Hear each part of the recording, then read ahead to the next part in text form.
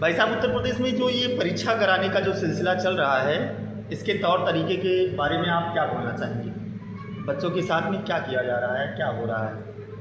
ये बच्चों के साथ किया नहीं जा रहा है, बच्चों के साथ सरासर अन्याय और अन्याय ही नहीं बल्कि इसे असुरों की भाषा में बोला जाए तो ये सीधा सीधा अत्याचार किया जा रहा है। क्योंकि सरकार अगर चाह ले तो मुझे नहीं लगता कि परीक्षा, कोई भी परीक्षा का पेपर आउट हो। कहीं ना कहीं जहाँ से पेपर छपता है या कोई प्रशासनिक कोई ना कोई तो इसमें इन्वॉल्व जरूर रहता है। क्योंकि हम लोगों ने अक्सर करके बोर्ड की परीक्षाएं करवाई, ये देखा है पेपर जिस तरीके से बोर्ड भेजता है इतनी सिक्योरिटी के साथ कि बिना किसी आंतरिक अधिकारी के मिले उन पेपरों को बाहर निकालना संभव नहीं है। और इतनी बड़ी बड़ी परीक्षाएं जैसे नीट हो गई, उसकी परीक्षाएं बताइए आउट हो जाती है कैसे?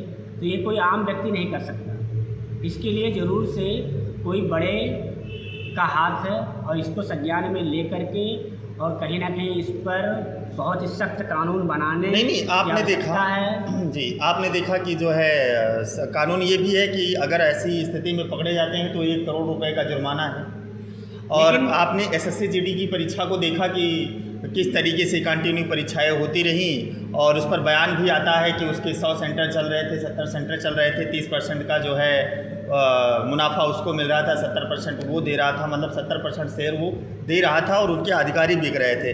क्या ऐसे स्थितियों से आपको क्या लग रहा है कि बच्चों के साथ में ये बच्चे जो है अपने भविष्य को क्या आने वाले कल नौकरी के फ्यूचर के रूप में देख सकते हैं, नहीं देख सकते हैं? अगर यही व्यवस्था रही तो तब तो बिल्कुल भी ना देखें। क्योंकि जो बच्चा मेहनत करके तैयारी कर रहा है वो तो यही सपने देख रहा है कि हमारा पेपर अच्छा हुआ, हमारा सिलेक्शन होगा। लेकिन वही पैसे वाले लोग, घर पर बैठे वाले लोग, बड़े बड़े लोगों से संपर्क वाले लोग वो पेपर को पहले ही अपने पास पहुंचा लेते हैं, जिससे उन बच्चों का भविष्य बिल्कुल अंधकार में हो गया है जी। और सरकार को अब क्या कहा जाए, सरकार तो केवल बयानबाजी ही कर रही है। लेकिन जो व्यक्तिगत, जो ज़मीनी स्तर पर, जैसा कि बहुत सारे छात्रों ने वीडियो पेश किए, दिखाए भी, सबूत भी दिखाए, लेकिन फिर भी मानने को तैयार नहीं है। मेरा तो व्यक्तिगत विचार है ये है कि सुप्रीम कोर्ट को कोई बहुत ही विशेष कानून इस पर पारित करना चाहिए जी, कि अगर ऐसी स्थिति आती है तो तुरंत, जैसे बुलडोजर एक्शन की बात की जाती है कि बुलडोजर एक्शन, तो इन बड़े बड़े लोगों पर बुलडोजर क्यों नहीं चलवाया जा रहा है? क्योंकि कहीं ना कहीं वो प्रशासन से, वो गवर्नमेंट से कहीं ना कहीं वो जुड़े हुए हैं जी। अगर ऐसा नहीं होता तो इस पर कार्रवाई होती। लेकिन आशा यही करते हैं कि जल्द से जल्द इस पर सुधार किया जाए।